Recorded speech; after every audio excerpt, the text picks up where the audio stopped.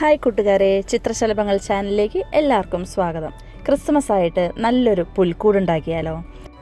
പുൽക്കൂട് എവിടെയാണ് നിർമ്മിക്കേണ്ടത് എന്ന് തീരുമാനിച്ചതിന് ശേഷം ആ പുൽക്കൂട് നിർമ്മിക്കാനുള്ള സ്ഥലത്തിൻ്റെ ഏറ്റവും പുറകിലായി മല സെറ്റ് ചെയ്തെടുക്കുകയാണ് ആദ്യം ചെയ്യുന്നത്. അപ്പോൾ അതിനായിട്ട് വേസ്റ്റ് പേപ്പർ, കാർഡ്ബോർഡ്, പ്ലാസ്റ്റിക് കവറുകൾ അങ്ങനെ എന്താണോ അവൈലബിൾ ആയിട്ടുള്ളത് അത് വെച്ചിട്ട് നല്ലൊരു മലയുടെ ഷേപ്പ് ആക്കി എടുക്കണം.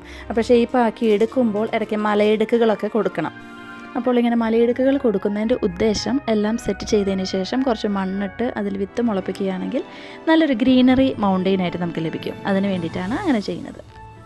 അപ്പോൾ ഇവിടെ ഇതെല്ലാം ചെയ്തതിന് ശേഷം ന്യൂസ് പേപ്പർ അതിന് മുകളിൽ ഒട്ടിച്ചു കൊടുക്കുകയാണ് ചെയ്യുന്നത്.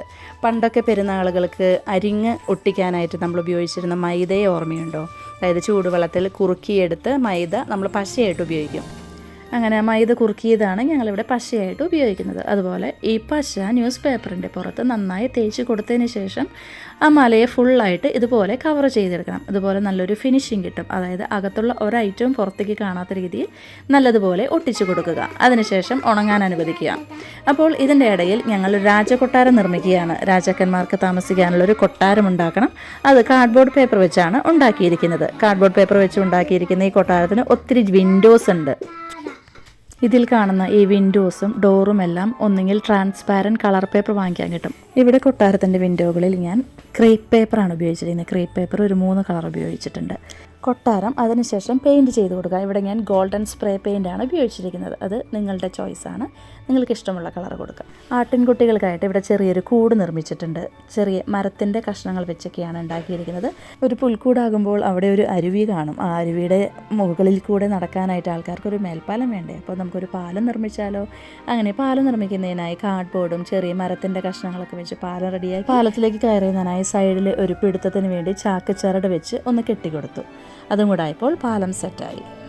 പാലത്തിന് ഒന്നും കൂടെ ഫിനിഷിങ് കിട്ടുന്നതിന് വേണ്ടി ആ ചാക്ക് ചരടിന് ചെറിയൊരു ബ്രൗൺ കളർ പെയിൻറ്റ് ചെയ്തു. അതോടൊപ്പം ഇത് ഗ്ലൂഗൺ വെച്ചാണ് ഫിക്സ് ചെയ്തിരിക്കുന്നത്. അപ്പോൾ ഗ്ലൂഗണിൻ്റെ ചെറിയ വൈറ്റ് കളർ കാണാതിരിക്കാൻ അവിടെയും ചെറുതായിട്ട് പെയിൻറ്റ് ചെയ്ത് കൊടുത്തു. അപ്പോൾ പാലം ഇവിടെ സെറ്റായിട്ടുണ്ട്. അങ്ങനെ മലയിലെ പാറകൾക്ക് ഈ പേപ്പറിൻ്റെ പുറത്തു കൂടെ സ്പ്രേ പെയിൻറ്റ് ചെയ്ത് കൊടുക്കണം, ബ്ലാക്ക് കളർ. അതോടൊപ്പം മലയുടെ ഇടയിൽ കൂടി ഇതാ ഒരു അരുവി കടന്നു പോകുന്നുണ്ട്. അപ്പോൾ അരുവി വെള്ളം അതിൽ ലീക്കാവാതെ സെറ്റ് ചെയ്യാൻ വേണ്ടി ആദ്യം ഒരു പ്ലാസ്റ്റിക് ഷീറ്റ് ഇട്ടു. പ്ലാസ്റ്റിക് ഷീറ്റിൻ്റെ പുറത്തു കൂടെ പ്ലാസ്റ്റർ ഓഫ് പാരീസ് വെച്ച് ഒന്ന് കോട്ട് ചെയ്ത് കൊടുക്കാം.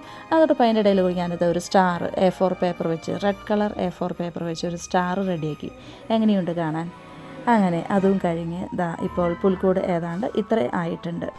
ഈ അരുവിയുടെ ഒരു സൈഡിൽ കൊട്ടാരം വെച്ചു, ഇപ്പുറത്തെ സൈഡിൽ പുൽക്കൂടും വെച്ചു. പുൽക്കൂട് ഇനിയും ഫിനിഷ് ചെയ്യാനുണ്ട്. അതോടൊപ്പം പുൽക്കൂടിനോട് ഇപ്പുറത്ത് ചേർന്ന് ചെറിയൊരു പാടങ്ങളും ക്രിയേറ്റ് ചെയ്തു. അതിനുശേഷം ഇവിടെ കിടന്നിരുന്ന മണൽ മൊത്തം, നേരത്തെ കല്ലും ചരലും എല്ലാം ഉണ്ടായിരുന്നു, ആ മണലിനെ മൊത്തം അരിച്ചെടുത്ത് അതുപോലെ ഭംഗിയായി കിട്ടി.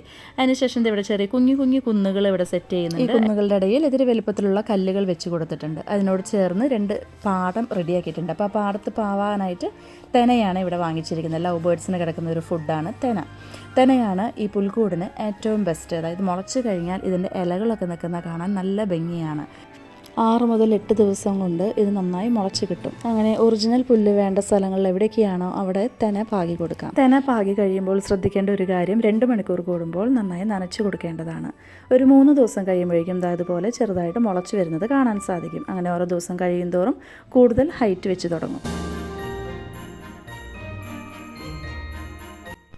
5 ദിവസമായപ്പോഴേക്കും തെന ഇത്രയും വലിപ്പം വെച്ചിട്ടുണ്ട്. മലയുടെ പുറകിൽ ആകാശം കാണിക്കണമല്ലോ. അപ്പോൾ അതിന് ഞങ്ങളിവിടെ ഉപയോഗിച്ച് LED ബൾബും അതിൻ്റെ മുകളിലായി കോട്ടൺ വെച്ച് ഫിൽ ചെയ്ത് കൊടുത്തു. പുൽക്കൂട് റെഡിയാക്കുന്നതിനായി ഇവിടെ ഉപയോഗിച്ചിരിക്കുന്നത് ഈന്തപ്പനയുടെ ഓലകളും അതുപോലെ കാലപ്പഴക്കമുള്ള മരത്തിൻ്റെ കഷ്ണങ്ങളും ഒക്കെ വെച്ച് ഇതുപോലെ ഒരു നല്ലൊരു പുൽക്കൂട് റെഡിയാക്കി എടുത്തിട്ടുണ്ട്. പുൽക്കൂടിൻ്റെ ഉൾഭാഗം ഉണങ്ങിയ പുല്ലും ഇത്തിരി വൈക്കോലും ഒക്കെ വെച്ച് ഇപ്പോൾ പുൽക്കൂട് ഇവിടെ റെഡിയായിട്ടുണ്ട്. നല്ല രസമുണ്ടല്ലേ കാണാൻ? ഇതുപോലെ വെറൈറ്റി ടൈപ്പ് ഓഫ് പുൽക്കൂട് ഓരോരുത്തരുടെ ഇഷ്ടത്തിനനുസരിച്ച് ഉണ്ടാക്കാവുന്നതാണ്.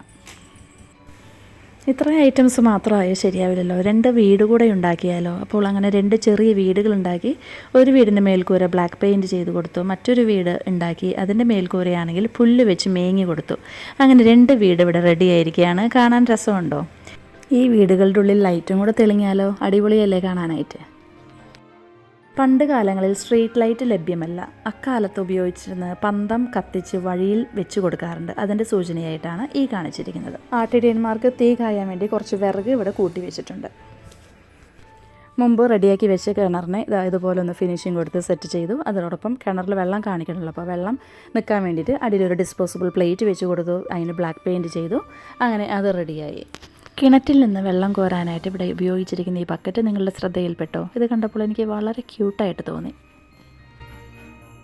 അങ്ങനെ ഇവിടെ ക്രിസ്മസ് ട്രീയും അതോടൊപ്പം പുൽക്കൂടും റെഡിയായി കഴിഞ്ഞു. അപ്പോൾ ഇനി ലൈറ്റുകളെല്ലാം തെളിയിച്ചതിന് ശേഷം ഒന്ന് കണ്ടു നോക്കിയാലോ? നിങ്ങൾക്ക് ഇഷ്ടപ്പെട്ടോ? ഇഷ്ടപ്പെട്ടെങ്കിൽ തീർച്ചയായും ലൈക്ക് ചെയ്യണം, മറ്റുള്ളവരിലേക്ക് ഷെയർ ചെയ്ത് കൊടുക്കണം.